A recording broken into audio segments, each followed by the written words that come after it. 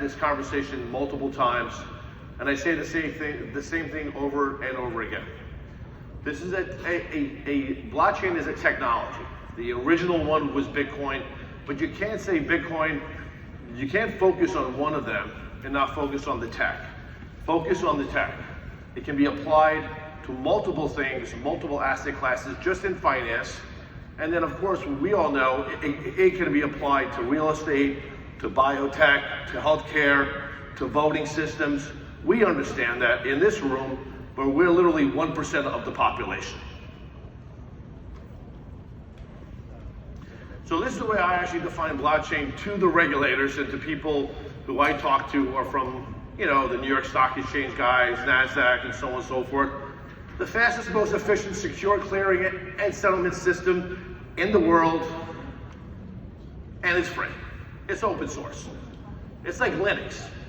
So when you take away all the Bitcoin stuff and you just go out to them and say, hey, this is just a kind of open source code that's really fast and can transact anything globally within minutes or even seconds now with like Stellar and some of these other faster chains. XRP. Actually, OKB is a chain that we've actually formulated, and it's faster than Ethereum. It's faster than most, right? So this is the way that I explain it. And they start getting it. They're like, oh, so this is just a technology database that manages things across multiple asset classes. I'm like, yeah, that's all it is. So if you talk to anybody who's outside of the space, just be like, look, man, it's technology. It's not just about Bitcoin. And then when you look at the old exchanges, the way that they were formulated, they were decentralized clubs. So when I was talking to someone who's on the floor of the actual New York Stock Exchange still, which is like an archaic dinosaur. And I said to him, I was like, you remember the old NYC Board of Governors? You remember the group that used to run it? He's like, yeah, you remember when it used to be a membership? That's what a blockchain really is. It's a consensus, it's a membership.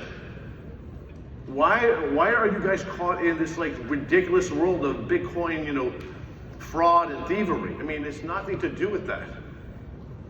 And they utilize stock certs and they self-regulated. So their stock certs were their tokens and they self-regulated.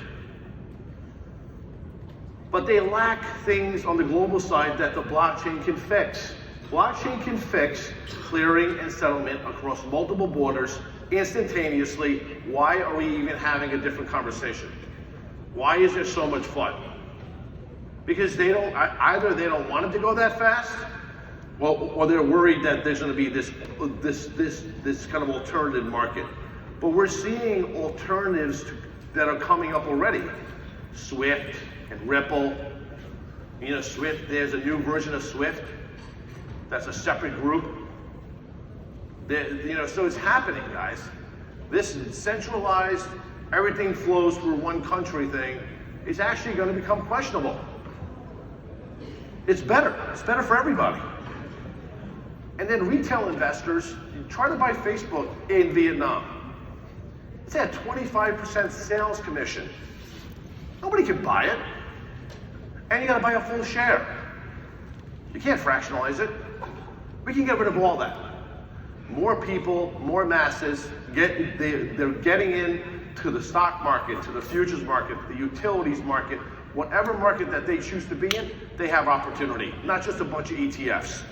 I'm like anti-ETF because it's just another scheme to get another 2 points off of everybody's money.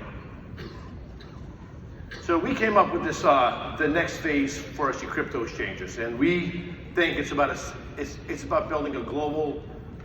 And SRO is a hard word, right? It's FINRA, it's scary. SRO, right? But it's kind of like an SRO. It's like a Paris Accord version of it. And what's funny is that I did the same pitch in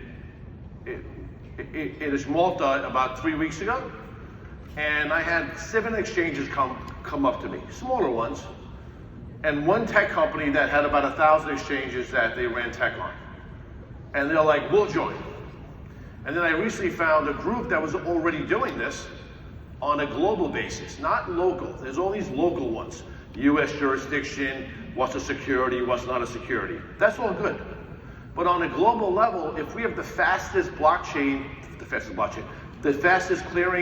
and settlement system in the world, the rules have to seem similar or it will be very effed up, okay?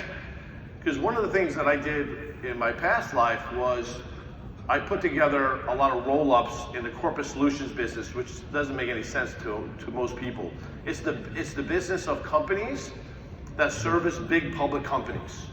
If you're the CFO for Microsoft, you have shareholders all over the world. You are listed in multiple places. You have different rules for everything. Clearing, settlement, broker-dealers, institutions, market makers. It is very complicated and costs you a lot of money to be public. Blockchain can solve that problem. We don't want to reenact the same business model of the current Wall Street systems. We need to get away from that and use the efficiency of blockchain. And the only way to do that is to ensure that the rules are at least similar, jurisdiction to jurisdiction. What is a security? Every country should say a security is XYZ. And then when you want to transfer them across multiple, spots, places, wallets, accounts, broker-dealers, whatever, it'll happen quite nicely. You won't have all of these stupid barriers. So that's our pitch. And our goal is